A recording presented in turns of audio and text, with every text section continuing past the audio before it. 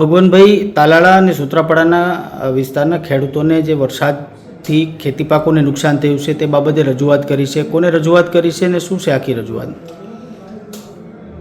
વચ્ચેના જ્યારે ગાંધીનગર ગયો હતો ત્યારે આ બાબતની કૃષિ મંત્રીશ્રીને પણ રજૂઆત કરી છે, મુખ્યમંત્રીશ્રીને પણ રજૂઆત કરી છે અને લેખિત કાગળમાં પણ રજૂઆત કરીને આપી છે. હમણાં 2 દિવસ પહેલાં પણ તાલાળા વિસ્તારના ઘણા ગામડાઓમાં અતિ ભારે વરસાદ થયો હતો. સોયાબીન, મગફળીના પાથરાઓ ખેતરમાં હતા, એટલે મોટે પાયે નુકસાન થયું છે. તો એ બાબતનું પણ આજે ફરી પાછી પણ સરકારને અને ખેતીવાડી વિભાગને જાણ કરી છે. ખાસ કરીને કેવી નુકસાની છે ખેડૂતોને? દિવાળી નજીક આવી રહી છે. ઘણી જગ્યાએ ઘણા ગામડાઓમાં થોડી વધારે પણ નુકસાની છે, ઘણા ગામડાઓમાં ઓછી પણ નુકસાની છે.